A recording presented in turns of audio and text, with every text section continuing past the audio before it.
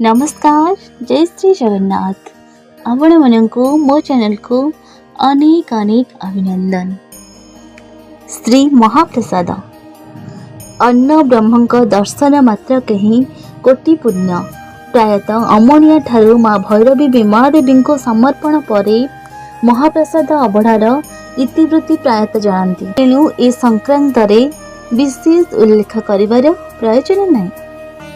जगत जननी लक्ष्मी राणी स्थापिण वैष्णव अग्नि निजेता करंती रंधन भुंजंती स्वयं नारायण। महाप्रसाद भगवान अपूर्व लीला जीव शुणी आनंद मुखर हो पड़ुछि। सतरी कण महाप्रभु आपण कृपा हेब टिके महाप्रसाद किणवा टिके प्राप्त हेब। ये तो भक्त और भगवान का मानुष्य लीला। जीवनर परम सौभाग्य एमितिका ठाकुर आम सह अछंती। प्रतिटी क्षण पाखे पाखे रही आमको कल्याण करुछंती। विपदर बंधु परी सहाय हेउछंती। सतरी केते बड़ भाग्य आमर। महाप्रभु लोकशिक्षा उद्देश्य से निजे एक आदर्श गृहस्थ हिसाब से गृहस्थ धर्म पालन करी भक्त मानक शिक्षा देउछंती। गृहस्थ भाव इष्ट बा ईशान भाव ऐशान्य कोण ईशानेश्वर महादेव को आराधना करिथांती। जने गृहस्थ मनुष्यर प्रतिदिन यज्ञ करने कर्तव्य। ताहा माध्यम महाप्रभु निजे श्री मंदिर कूर्मबेढ़ार अग्निकोण थिबा रोषशाला यज्ञ करिथांती।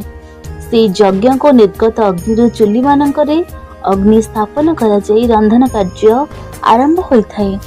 माँ महालक्ष्मी गृहिणी भाव में प्रतिदिन रंधन कार्य करिथांती और महाप्रभु को भोजन परसि थांती। जहाको साक्षात महाप्रभु भोजन करती और से अमृत उच्छिष्ट अन्न ही दिव्य महाप्रसाद। जहाको पाइबा पाई जीव कोटि कोटि जन्मर सार्थकता अनुभव करुछि। शास्त्रीय भित्तिभूमि अनेक धर्मशास्त्र और पुराण रे श्रीक्षेत्र महाप्रसाद विषय उल्लेख रही। एगुड़िक मध्यरु ब्रह्म वैवर्त पुराण, वायु पुराण, नीलाद्रि महोदय, सुत संहिता और चतुर्वर्ग योगेश्वर ग्रंथ गुड़िक अंतर्भुक्त।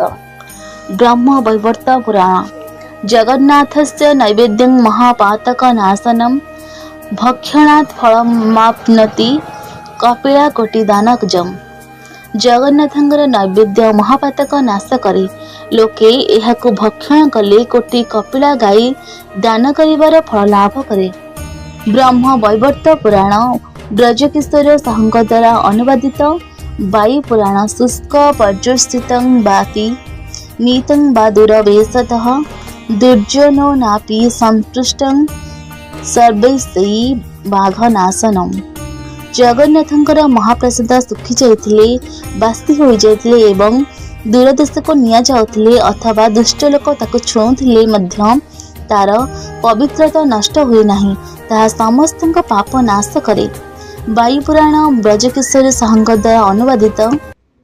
चतुर्वर्ग योगेश्वर क्रंदन्ति सर्व पापानि निःशंसन्ति मुहूर्तमो हाहा कृत्या पलायन्ते जगन्नाथस्य भक्षणात्। जगन्नाथଙ୍କ प्रसाद सेवन कले सब पाप कांदी उठन्ति।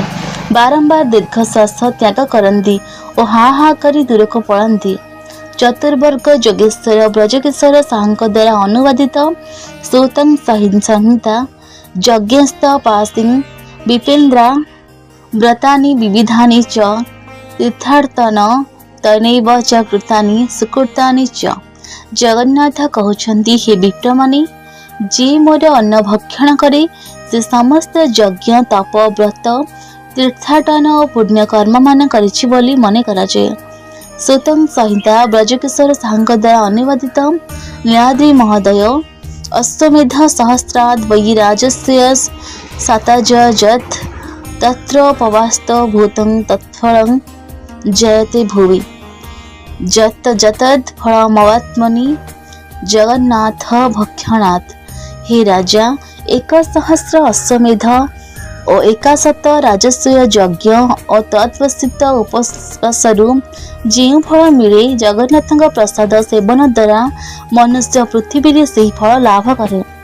नीलाद्रि महोदय आप्तवाक्य सुनी मुखी भोवी चह काकतुंडात बिडालः भक्ताद् वर्षति यत्नं स्वर्गं परित्यजन् समस्त देव भ्रमन्ति भौम्य पुरुषोत्तम मुख्य। कुकुरीर मुखरू काउर तुंडरू और बिराड़ी मुहरु जे अन्नप्रसाद खसी पड़े ताहा सेवन करने को समस्त देवता माने स्वर्गधाम त्याग करी पुरुषोत्तम नामक तीर्थ क्षेत्र में आसी भ्रमण करिथांती। आप्तवाक्य ब्रजकिशोर साहू द्वारा अनुवादित आयुर्वेदीय भूतिभूमि अवहड़ा प्रसाद।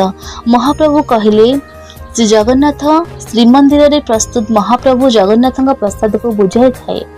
एहार सेवन मनुष्य को मुक्ति प्रदान करिथाए बोली विश्वास रही। यह मानव शरीर कौन क्षति करि न थाए। महाप्रसादर रंधन शैली को दृष्टि देले जानी हुए जे यह संपूर्ण बांफ द्वारा प्रस्तुत होता है। रंधन कार्य व्यवहृत परिवार चोपा छड़ा जाई न थाए। सुपकार माने वैज्ञानिक नीति अनुसरण करी एपरी प्रसाद प्रस्तुत करिथांती। महाप्रभु श्री जगन्नाथ सेवा आयुर्वेद किपरि अनुसृत होता है ताहा समस्ते ज्ञात हेबा आवश्यक।